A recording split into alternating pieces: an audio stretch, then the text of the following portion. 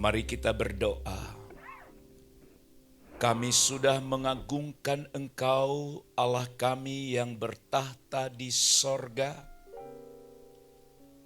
yang kami sembah di dalam Yesus Kristus, Anak Allah yang mati, namun telah bangkit dari kematian. Dan itulah yang kami rayakan pada hari ini, bahwa Tuhan kami memang pernah mati, namun bangkit pada hari yang ketiga. Kebangkitan-Mu telah memberikan kami jaminan hidup yang kekal. Amin. Dan kebangkitan-Mu juga akan mengubah hidup kami. Amin. Mulai saat ini sampai ke depan. Haleluya. Bapa di sorga, berbicaralah kepada kami, karena kami telah siap mendengarkan Engkau. Urapi hamba-Mu yang menyampaikan firman Allah, dan seluruh umat Tuhan yang mendengar. Dalam Yesus Kristus kami berdoa, kami mengucap syukur, kami sambut firman-Mu. Haleluya, haleluya. Amin. Amin. Saudaraku sekalian, saya rindu saudara hari ini kita rayakan hari kebangkitannya. Jangan dirayakan biasa. Dan jangan dianggap hal yang biasa. Hari ini apa tekad kita? Setelah kita imani bahwa Kristus yang mati itu telah bangkit dari kematian.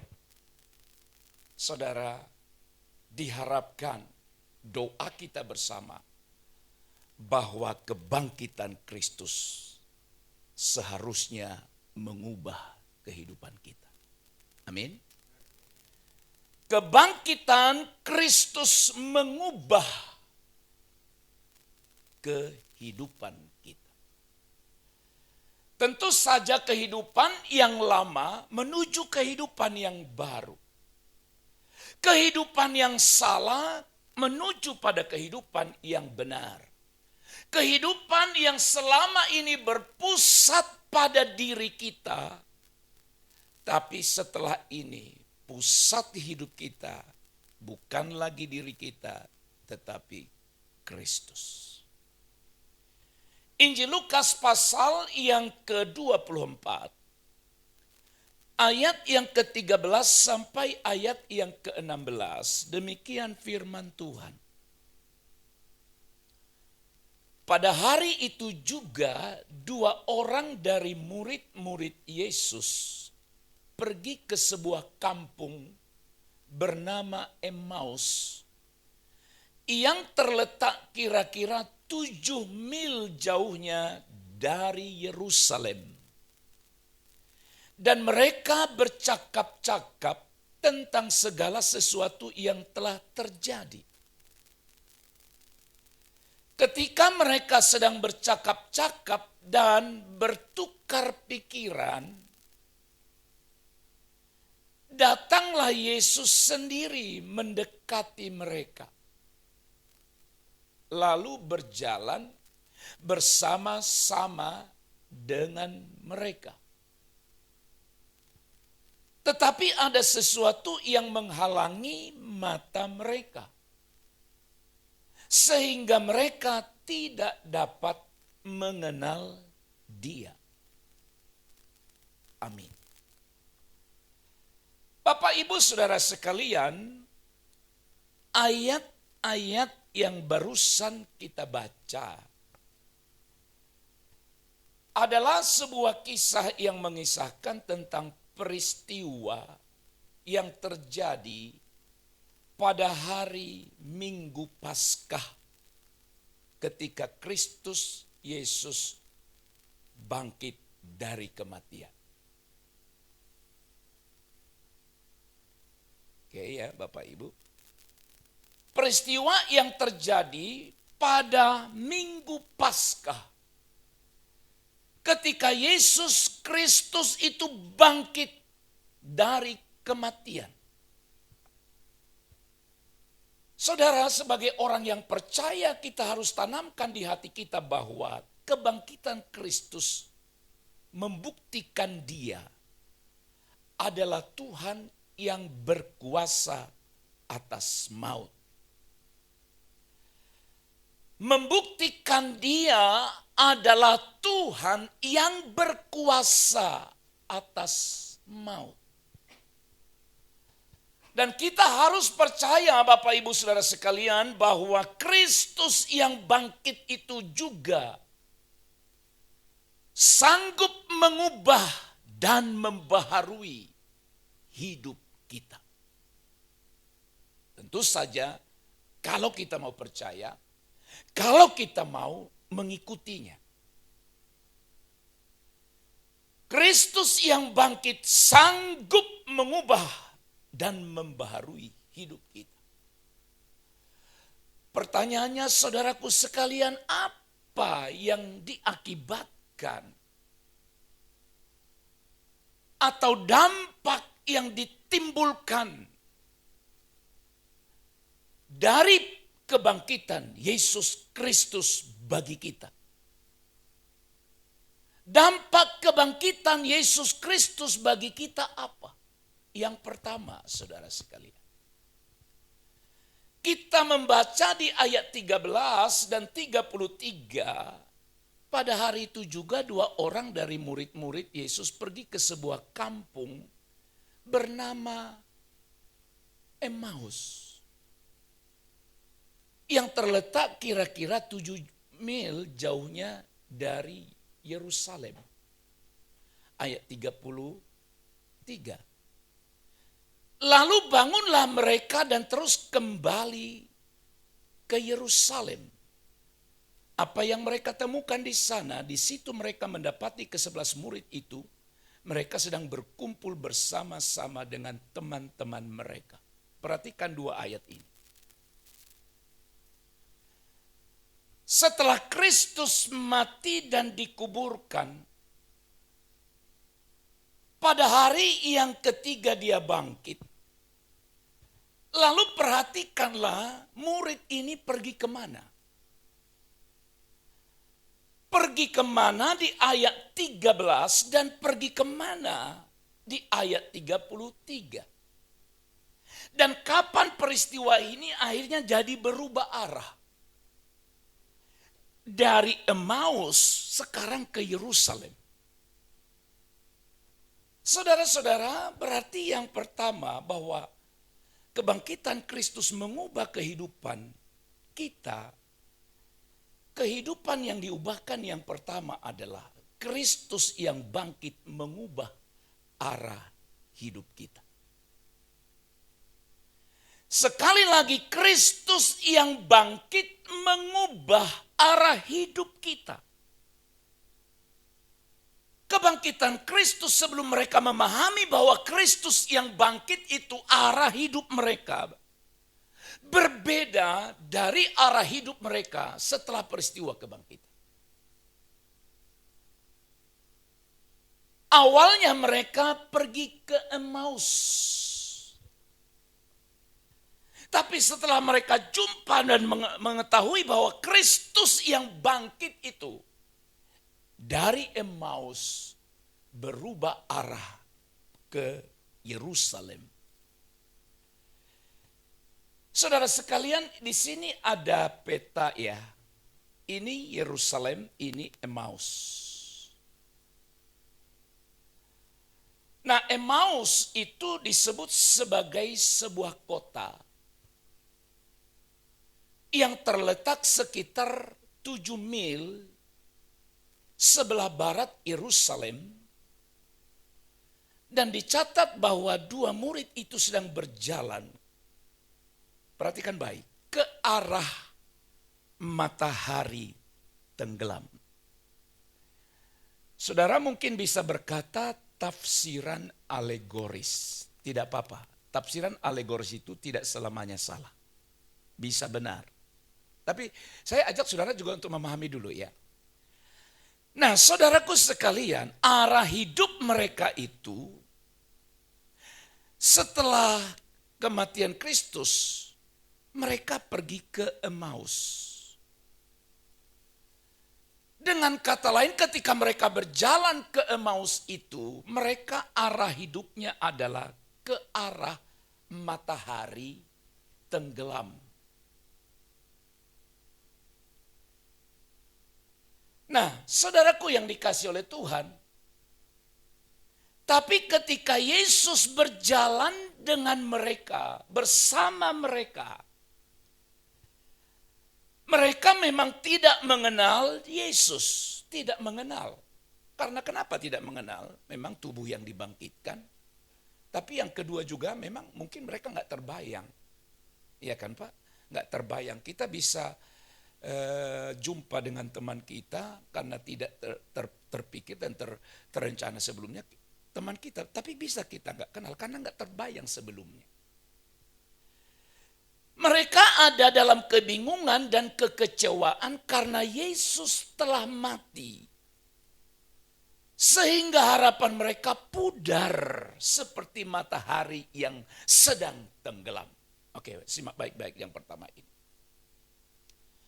Harapan mereka itu menjadi pudar. Semangat mereka itu hilang. Karena yang ditokohkan, yang diharapkan ternyata mati juga.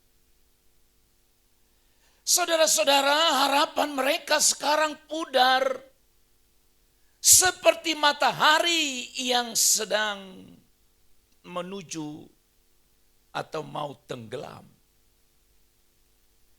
Oke. Simak baik-baik. Seharusnya secara rohani orang Kristen itu berjalan ke arah matahari terbit. Oke ya Bapak Ibu ya, simak ya. Sebelum mereka pergi ke Emmaus itu matahari terbenam.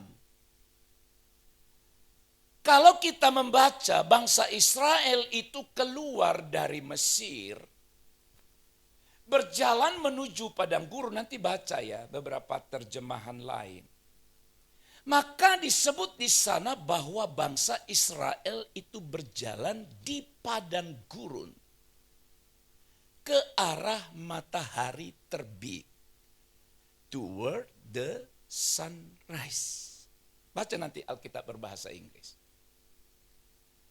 Mereka berjalan menuju ke arah matahari terbit.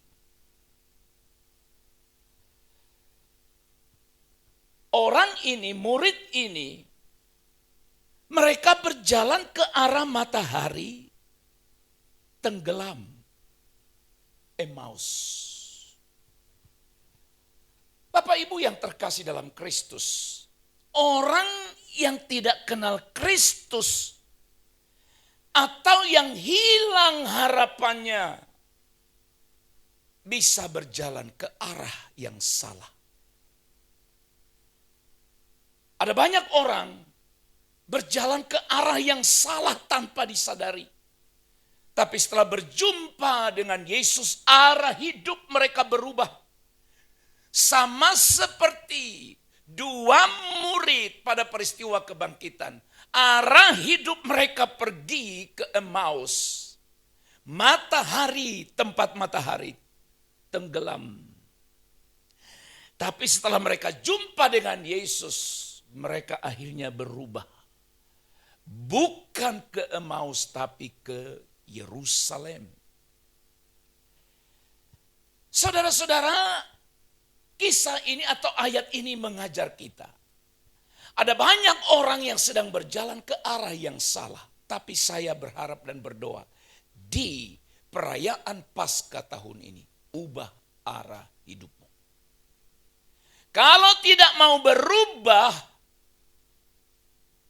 maka saudara sendiri yang akan menanggung akibat. Simak baik. Jangan arah hidupmu fokus pada dirimu, kesenangan diri, kesenangan dunia ini semata-mata. Jangan hanya pikirkan perkara dunia ini, ubah arah hidupmu. Setelah jumpa Yesus, arah hidup harus berubah, Pak. Jangan tetap sama. Haleluya. Alkitab menjelaskan bahwa seharusnya kita di tengah-tengah tantangan kita, tantangan hidup kita, harus yakin Allah merancang sesuatu yang baik bagi kita, yaitu masa depan yang baik. Kalau saudara baca kitab Yeremia pasal 29 ayat 11 menjelaskan tentang kisah itu. Barangkali Bapak Ibu pernah mendengar seorang hamba Tuhan yang bernama ini ya. Siapa dia? Nick Vujicic. Dia berasal dari Australia yang lahir tanpa lengan dan kaki. Oke Bapak Ibu. Dia lahir tanpa tangan, tanpa kaki. Lahir dari rahim ibunya memang sudah begitu. Dan kalau kita baca kisahnya ini, ibunya siapa seorang ibu yang tidak stres. Melihat bayinya lahir tanpa tangan, tanpa kaki, kaget mungkin, bahkan bisa hampir setengah mati. Dan saudaraku sekalian, kalau kita baca mengenai dia pun setelah mulai memahami arti kehidupan hampir mau bunuh diri juga. Ya untuk apa aku hidup? Bagaimana caranya aku hidup? Tak ada tangan dua-dua, tak ada kaki dua-dua. Hei Bapak, Ibu. Tapi sekarang saudara tahu. Sekarang Nick menjadi seorang penginjil. Seorang motivator dunia yang ternama berkeliling kemana-mana. Sebagai orang yang lahir sempurna seperti ini, kita merasa malu dengan orang yang dilahirkan cacat seperti ini. Nanti saudara buka, cari di internet mengenai dia. Dia dianugerahi seorang wanita, seorang istri yang cantik sekali dan anak-anak. Dan saya percaya tidak ada seorang pun gadis di sini yang akan mau menikahi seorang pria yang lahir tanpa tangan dan tanpa kaki. Cari nama dia di internet, jangan sekarang. Lihat istrinya, anak-anaknya, wow, luar biasa. Saudara, andai kata dia tidak dalam Kristus, termasuk orang tuanya dan dia, pasti orang tuanya membunuh dia atau dia bunuh diri sendiri. Bayangkan Pak, anak kita lahir sumbing saja udah setengah mati mamanya. Udah pusing luar biasa, baru sumbing. Tapi ini Pak, ibu bayangkan ketika ini lahir dari rahim, dilihat tanpa tangan dua-dua pun tak ada, kakinya tak ada. Cari di YouTube mengenai dia. Lincahnya, wah berenangnya kalah ikan Pak. Ikan kalah. Saudara punya tangan dua-dua, kaki punya lengkap, berenang tenggelam. Dia bagus sekali. Dan banyak keahlian-keahlian, kecakapan-kecakapan yang orang sempurna seperti kita tidak sanggup lakukan. Apa yang membuatnya? Dia yakin Allah turut bekerja dalam segala sesuatu. Yang kedua,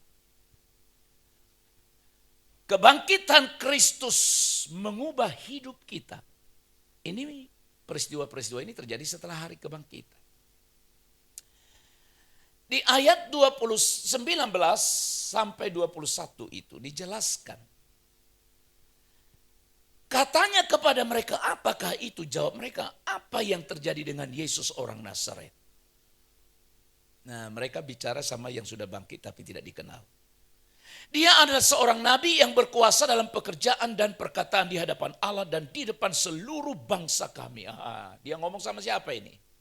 Sama Yesus yang bangkit itu. Tapi imam-imam kepala dan pemimpin-pemimpin kami telah menyerahkan dia. Dia ceritakan semua kisah itu kepada Yesus yang sudah bangkit. Tapi mereka tidak tahu bahwa itu Yesus. Ya. Untuk dihukum mati dan mereka telah menyalibkannya. 21. Padahal kami dahulu mengharapkan.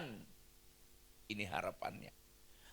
Bahwa dialah yang datang untuk membebaskan bangsa Israel. Tetapi sementara itu telah lewat 3 hari sejak semuanya itu terjadi. Bapak Ibu perhatikan ayat ini. Mereka berkata bahwa harapan mereka sekarang sirna. Itu yang dahulu kami harapkan untuk membebaskan, tapi sekarang sudah mati. Mereka lupa dan mereka tidak sadar bahwa mereka menceritakan kisah itu kepada orang yang mengalaminya, yaitu Yesus sendiri. Saudara-saudara, putus harapan bahwa tokoh yang kita idolakan sudah mati. Tapi dengar, kebangkitan Kristus mengubah kehidupan. Yaitu bahwa Kristus yang bangkit itu memberikan kita makna, arti kehidupan yang sesungguhnya. Haleluya. Kristus yang bangkit memberi makna, arti kehidupan bagi kita.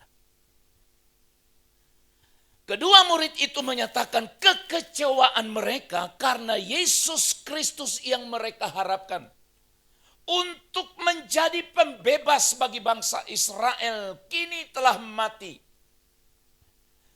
Mereka mencari jawaban atas pertanyaan kehidupan dan belum menemukan jawaban. Perhatikan baik. Mereka mencari jawaban. Dan mereka tidak menemukan jawaban itu. Saudara, simak baik. Mereka mencari jawaban atas peristiwa yang terjadi.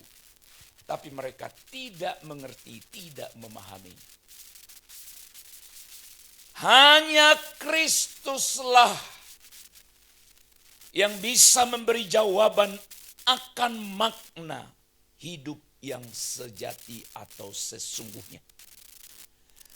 Sama seperti ketika Yesus menjelaskan makna hidup kepada kedua murid itu sehingga pikiran yang gelap sekarang menjadi terang dan tercerahkan. Saudara, mereka nggak tahu apa, mereka bingung. Tapi mereka baru menemukan jawaban yang sesungguhnya akan arti semua yang terjadi itu di dalam Kristus. Saudara, jangan saudara pikir sudah hebat sekali, pencapaian hidupmu sudah luar biasa selama ini, tapi itu semua tidak ada arti apa-apa kalau Kristus tidak ada dalam dirimu. Percayalah, tidak ada artinya. Yesus pernah berkata dalam Injil Yohanes pasal 13 ayat yang ke-7. Apa yang kuperbuat, engkau tidak tahu sekarang. Tetapi engkau akan mengertinya kelak. Ada banyak hal yang terjadi hari ini kita nggak ngerti. Banyak perkara yang tak dapat ku mengerti. Mengapakah semua terjadi di dalam kehidupan ini? Saudara, dalam kesulitan kita harus belajar makna hidup yang lebih dalam. Ada kalanya Tuhan izinkan masalah, kesulitan dengan tujuan untuk memproses kita sehingga kita lebih mengandalkan Allah dan karakter kita dibentuk untuk menjadi atau semakin serupa dengan Kristus. pasal 8 ayat 28, Alkitab di sana menjelaskan bahwa Allah turut bekerja dalam segala sesuatu untuk mendatangkan. Arti hidup kita yang sesungguhnya hanyalah kita baru temukan di dalam Kristus Yesus. Itulah arti kehidupan yang diberi Yesus setelah peristiwa kebangkitan. Yang ketiga, Bapak Ibu Saudara. Ayat 28 sampai 29, mereka mendekati kampung yang mereka tuju. Lalu Yesus berbuat seolah-olah hendak meneruskan perjalanannya.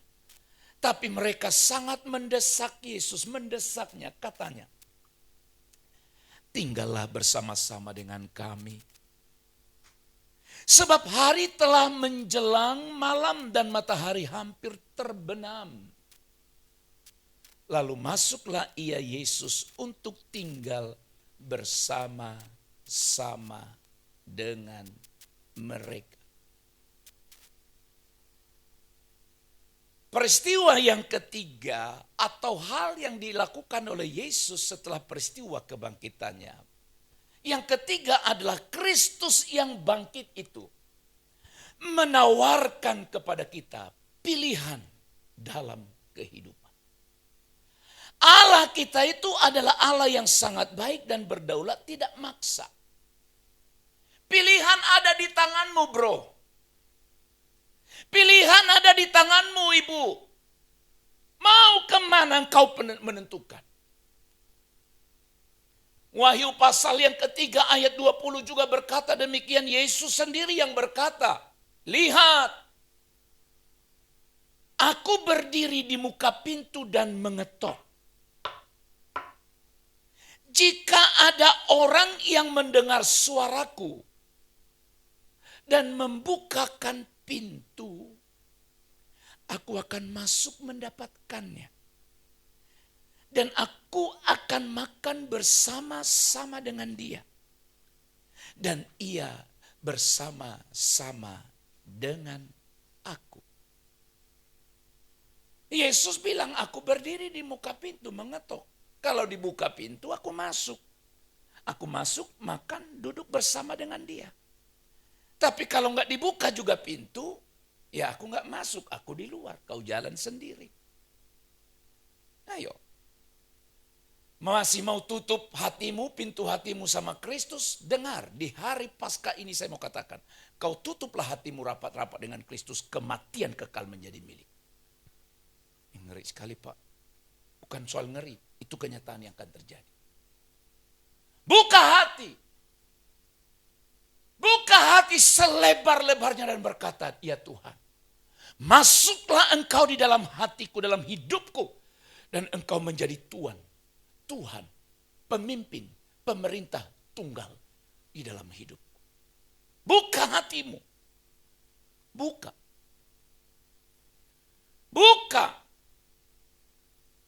Tapi Kristus tidak paksakan. Bersyukur murid-murid ini memberikan kesempatan atau membuka diri mereka sehingga Yesus tinggal bersama dengan mereka. Mereka bilang apa tadi? Tinggallah bersama-sama dengan kami. Padahal di ayat 28 tadi, Yesus berbuat seolah-olah hendak meneruskan perjalanannya.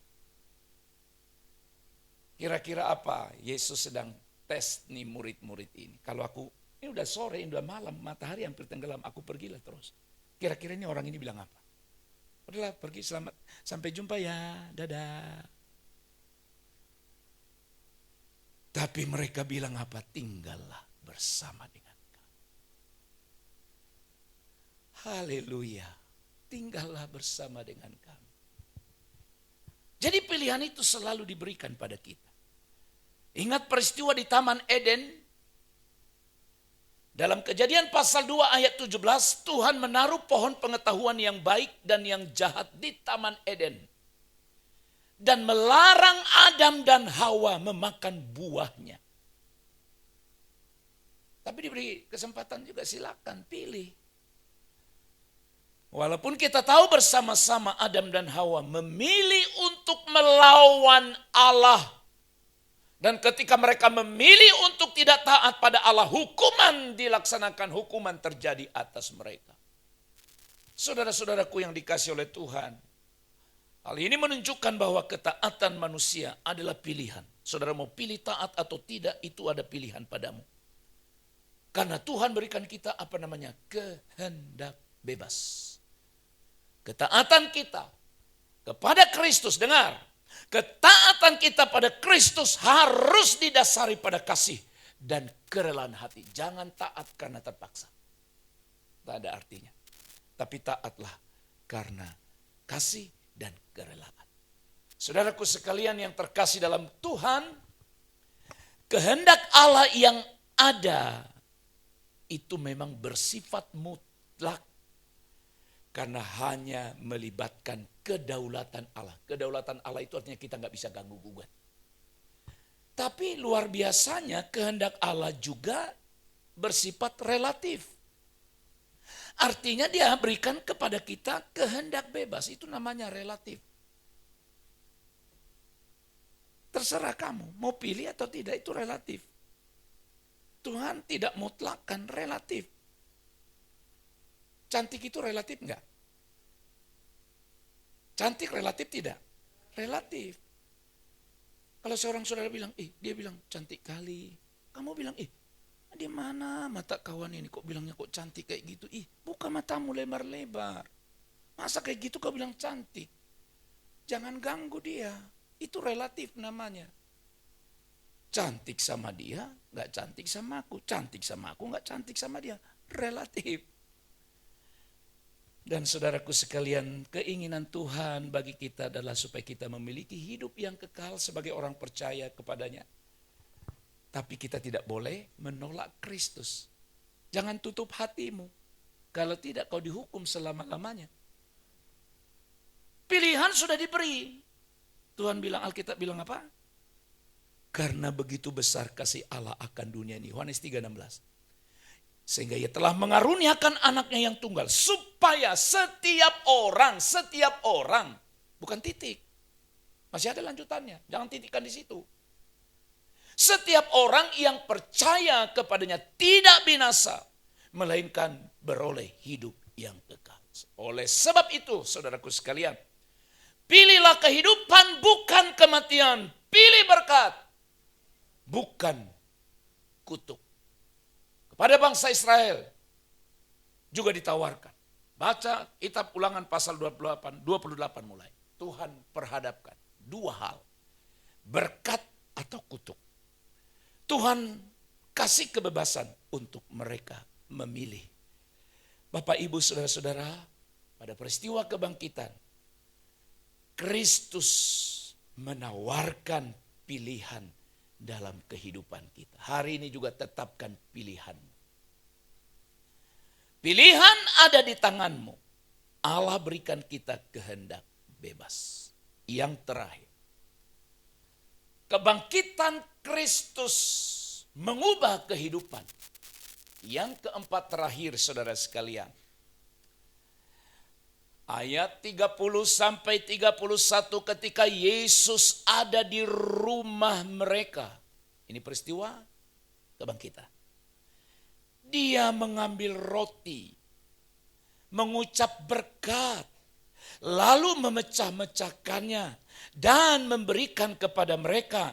Lalu terbukalah mata mereka. Lihat peristiwa ini. Dan mereka pun mengenal dia. Bisakah Bapak Ibu bayangkan perasaan ini?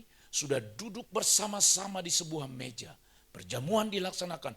Tidak tahu mereka ngomongin dia. Tidak tahu sudah duduk bersama-sama dengan dia. Tidak tahu itu siapa. Tapi Alkitab berkata, lalu terbukalah mata mereka. Mata siapa? Mata murid itu. Dan mereka akhirnya mengenal dia. Kristus ada di rumah mereka. Makan bersama-sama dengan mereka. Yang keempat, yang terakhir, yang sangat menghibur hati kita, apalagi di masa sukar sekarang ini. Kristus yang bangkit dari kematian itu hadir dalam kehidupan kita. Yang percaya katakan amin. Dia hadir di dalam kehidupan kita. Memang peristiwa ini terjadi ketika mereka sedang ada di meja sakramen perjamuan kudus. Pada peristiwa itu, di meja perjamuan kudus.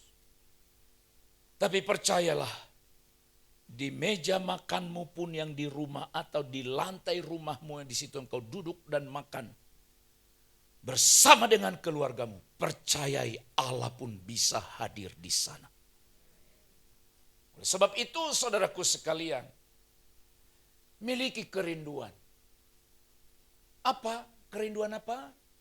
Kerinduan akan kehadiran Allah di dalam hidup kita. Jangan saudara pikir Tuhan hanya hadir di gereja. Tuhan pun hadir di rumah kita. Ingatkah saudara peristiwa yang luar biasa dalam Injil Yohanes pasal yang kedua? Bahwa mujizat pertama yang Yesus perbuat dalam hidup dan dalam pelayanannya bukan terjadi di gereja atau terjadi dalam peristiwa-peristiwa lain. Tapi ini terjadinya di mana saudara? Di sebuah pesta nikah di rumah. Ini mengingatkan dan mengajar kita Allah hadir.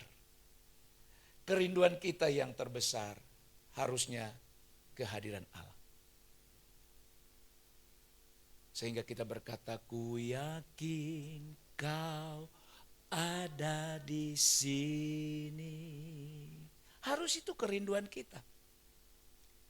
Dan kalau kita memiliki kesadaran akan kehadiran Tuhan, akan membuat hati kita berkobar menyala on fire. Dan itu terjadi di ayat yang ke-32 pada peristiwa kebangkitan itu. Alkitab berkata, bukankah hati kita berkobar-kobar ketika ia berbicara dengan kita di tengah jalan. Dan ketika ia menerangkan kitab suci kepada mereka. Apa yang membuat mereka berkobar-kobar, hati mereka berkobar-kobar adalah kehadiran Yesus di tengah mereka. Engkau sedang letih, lesu, lemah hari ini menghadapi hidupmu. Perlu dipertanyakan.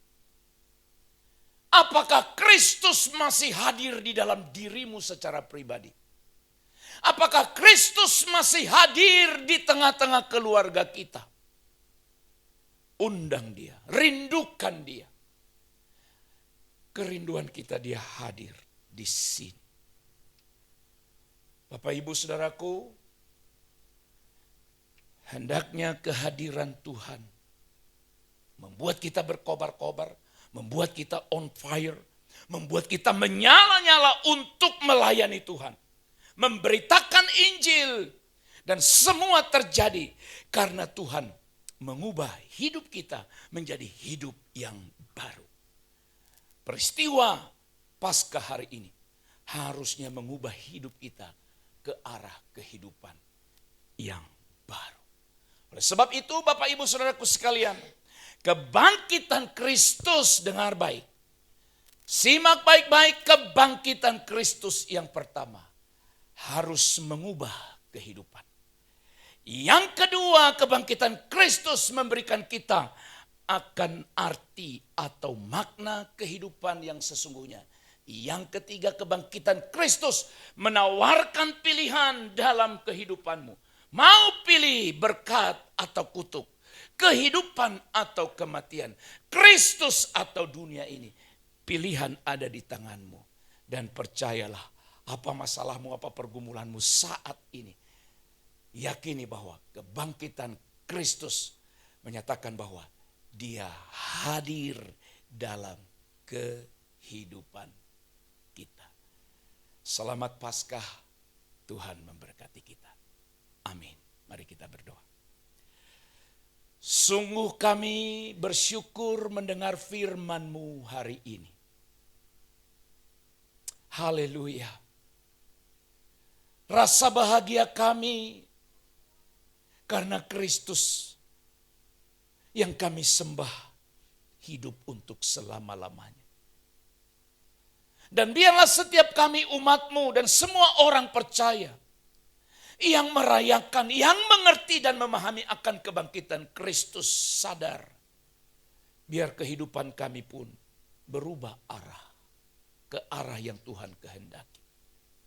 Hidup kami akhirnya menemukan arti dan makna sejati di dalam Kristus.